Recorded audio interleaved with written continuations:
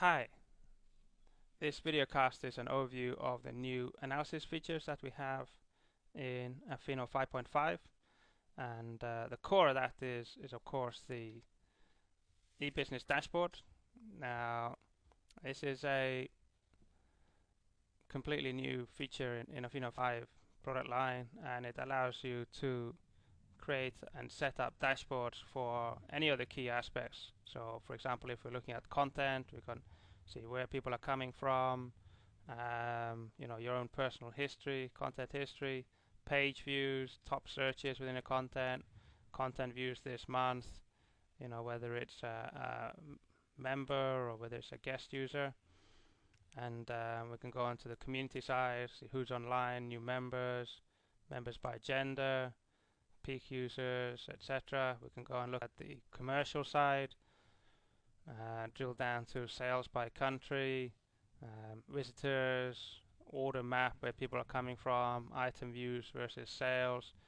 And it's really a lot of scope. And go to the media side, look at what's the top media, the views within the media itself. We can see how campaigns are doing. We can drill down to specific areas. This is a dashboard I've set up just for the blogs, and you can see that I've created the most blogs so far this year. I've done 14, not that's much more than normal, to be honest. But as a result, then my blog has been the most popular one this week, closely followed by Stefan's.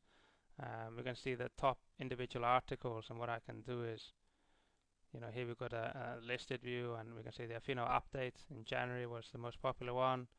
We can flick between the graphical view. So if I look at the graphical view, then that was the most popular, followed by the SE report, followed by some thoughts on the mobile web.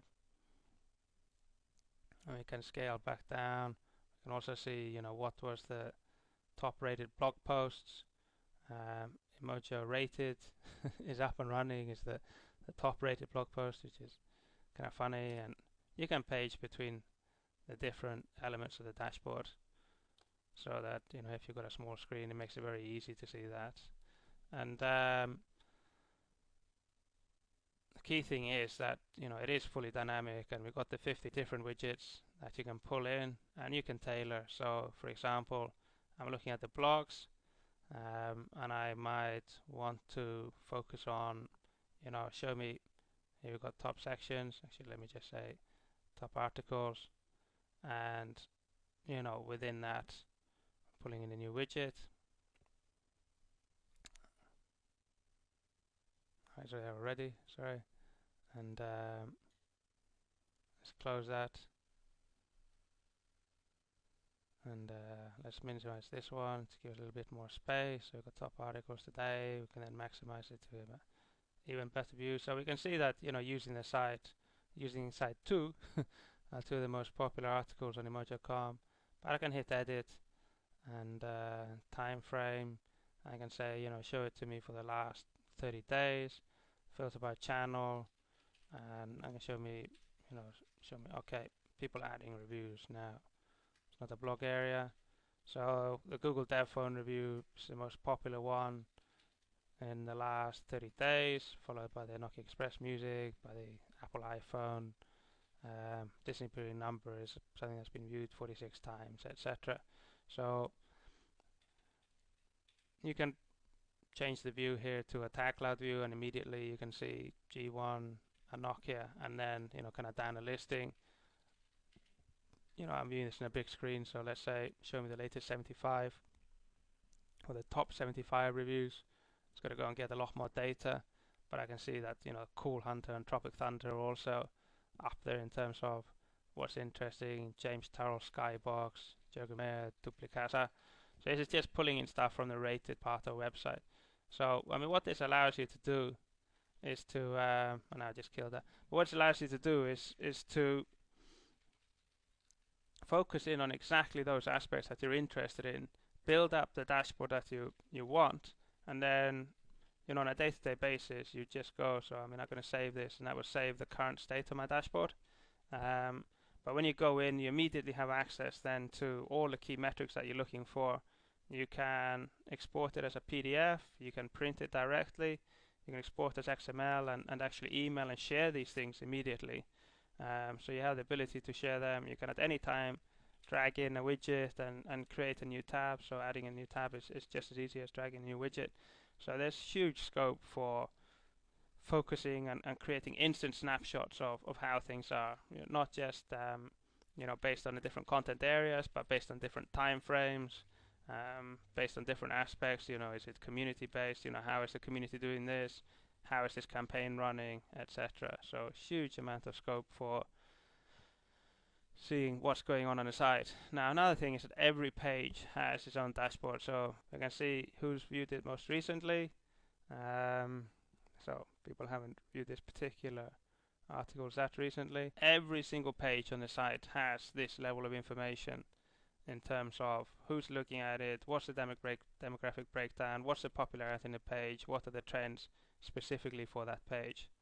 Now we've got a third kind of dashboard, of which this main eBusiness dashboard is the best example, but that's an individual personal dashboard. Now what that means is that you can set it up that every member on your website can have their own dashboard. Now it's a key thing, so it means that if somebody's blogging on your site, then they can see how popular their blog is, how many times it's being viewed. If somebody's got a store running on your site, they can see the product sales, they can see where the conversions are coming from, what are the trends happening within their store. And they can also view their history and other information. I think we have actually key publishing features. If I go to the analytics, key analysis features, and we'll look at that in a second. We've got the dashboard, we've got the page dashboard, but here we see a personal dashboard, and we focus just on the tab which is my history, which shows you your usage history, and what you've looked at the most often. So this particular user has looked at a quick test and then a temporary review, and those are the two things that they've looked at the most. But you can see the other content that they've looked at recently. But we have my media, my content, and where enabled you can have my store. So you've got different levels of information that people can see there.